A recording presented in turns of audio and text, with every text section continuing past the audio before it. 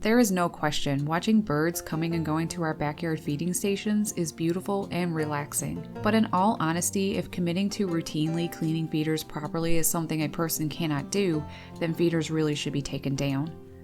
The reason I say this is due to the fact that feeders can be a breeding ground for disease and bacteria, causing so much devastation to the health and population of birds. Our avian friends have enough working against them out there in the wild, let alone for one of them to be us not keeping up on cleaning feeders. The importance of maintaining sanitary feeding stations really can't be stressed enough, and I know that sometimes life can get hectic and make it harder to keep up. I've been there, so I'm definitely not meaning to single out or pick on anyone here. I too can improve some of the ways I go about feeding my backyard birds. In this video, I want to help inform my fellow bird nerds about why it's important and how to go about keeping feeders hygienic.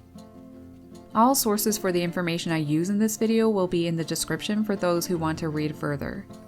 I tried using highly credible sources the most, such as Cornell Lab of Ornithology. There are 5 terrible diseases that can be transmitted to birds at feeders, and while I do have pictures and videos of sick birds, I won't be including them here because they are just too depressing to look at. Also, I should mention, because I do get emails and messages from people wondering what to do with sick birds, I don't have the expertise with helping wild birds at all. If you have a sick or injured bird in your possession, it is strongly advised to contact a local vet or wildlife official before any decisions are made. It is very easy to do more harm than good when handling any wildlife. So with that said, back to the video. What to look for in sick birds are a very puffed up lethargic bird that seems tame and easy to approach. Sick birds can have very visible signs of infection too, such as swollen eyes and sores. More often than not, unwell individuals have feathers that are more puffed up than others and remain like that even in warm or mild temperatures when they shouldn't be. Here are the 5 common diseases that can spread at feeders. Disclaimer, I'm a boot to try to pronounce these words, bear with me. Number 1. Salmonellosis, commonly called salmonella, the most common bird feeder disease. All bird species are susceptible to this. Currently, over this winter, locations across western United States are seeing a bad breakout with pine siskins suffering the greatest. It has been advised to take feeders down for places experiencing this salmonella outbreak, so that the birds will disperse off and rely solely on natural food sources, helping to stop further spread of the disease. Number 2, mycoplasmosis, an eye disease caused by a bacterium. House finches seem to be the most susceptible, but goldfinches and other feeder birds can be infected also. Symptoms include swollen, crusty eyes. Birds eventually go blind and unable to find food, so they starve. The bacterium remains infectious for 12 to 24 hours on the surface of feeders. Number 3, trichomoniasis.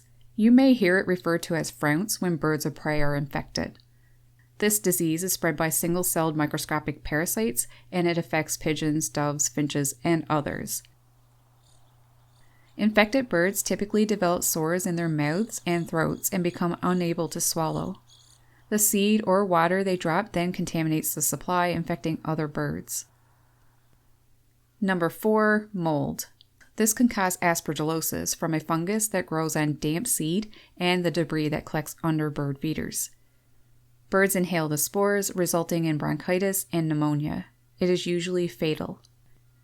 And lastly, avian pox, a virus that causes slow-growing wart-like growths on the bird's feet, leg, faces, and other unfeathered areas. All bird species are susceptible. The virus is spread by ingesting food and water contaminated by sick birds, or through contact with contaminated surfaces such as bird feeders. Any birder or nature lover does not want to cause devastation like any of the diseases I mentioned, especially since it's completely avoidable just simply by keeping feeders regularly cleaned, or taking them down when there is an outbreak or after seeing a sick bird at feeders. I should also mention that while it is uncommon for people to get sick from handling bird feeders that may be contaminated, the risk is there, which is why feeders should be promptly cleaned when taken in and not left hanging around. And of course, we should always thoroughly wash our hands afterwards. So what is the proper way to go about keeping feeders and the area around clean? I found some great information from Cornell Lab of Ornithology on the matter. It is suggested that bird feeders be cleaned once every 2 weeks, but more if there is heavy activity. Not just feeders, but bird baths too need to be kept cleaned. So what's the best course of action to keep things sanitary? Well, researchers at Kurztown University in Pennsylvania did a study where they tried to find out what the most effective way is to reduce levels of Salmonella bacteria on wild bird feeders. 2 sets of feeders were used to collect data. One set had gathered waste from normal feeding activity, and another set was unused clean feeders. Cultures of the bacteria was applied to the entire perch and seed well areas of each feeder. The researchers then measured the concentration of bacteria on them. 3 cleaning methods were tested. 1, scrubbing them with soap and hot water. 2, soaking them in a diluted bleach solution for 10 minutes. And 3, scrubbing them with soap and hot water followed by a soak in bleach solution. After being cleaned, researchers tested each feeder again to determine how much bacteria remained. It turned out that all cleaning methods did help to reduce the amount of Salmonella on the feeders, but no surprise here, the feeders that had been soaked in bleach saw better results. Another noteworthy thing they found was, regardless of what cleaning method, the feeders with debris and waste on them had more bacteria even after cleaning the feeders. Also, if these debris-laden feeders only received a soap and water treatment, there was still enough Salmonella left to risk disease transmission. By the way, if there is still some seeds left in your feeders when you take it in to clean, don't reuse those seeds, just discard them. Which is why it's probably best to take in feeders when they are empty or at least nearly empty. So in cases where there are a lot of waste and debris buildup on your feeders, the best thing to do is to scrub them as long as necessary to get rid of all visible waste before actually cleaning them. Removing debris and waste is as simple as using a brush and some hot water to scrub the entire feeder. After that's done, scrub them in a mild dishwashing soap. Rinse them and then soak them in a diluted bleach solution and then rinse them again thoroughly and let them dry completely before adding bird feed. The Cornell lab All About Birds recommends using no more than 1 part bleach to 9 parts water, and to rinse thoroughly. Let the feeders soak in the bleach solution for at least 5 or 10 minutes before rinsing them. Bird baths need to be cleaned in this way too.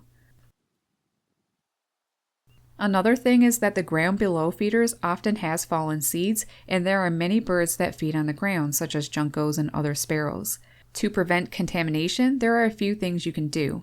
For one, try to routinely rake up fallen seed on the ground and discard of them. You can use an outdoor shop vacuum or leaf vacuum to collect the material.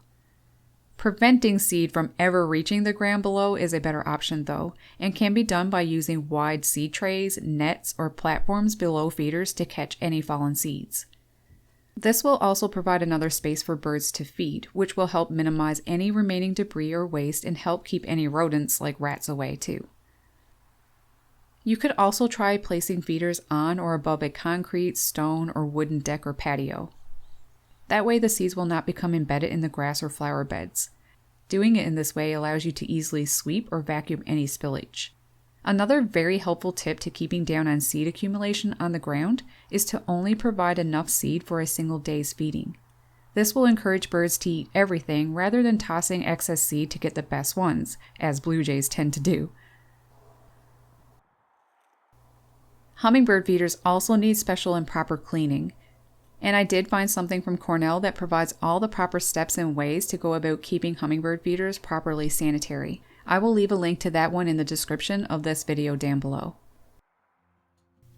At the end of the day, the best you can do is try to remember to keep feeders as sanitary as possible. And if it gets to be too much, maybe take them down for a while until it's more achievable with keeping up on cleaning them. After all, we only want to provide the best experience for our delightful guests. If there are some things I missed, please by all means comment below. Any other helpful tips and info is highly beneficial to help everyone give our birds and ourselves the best experience. I hope you found this video helpful.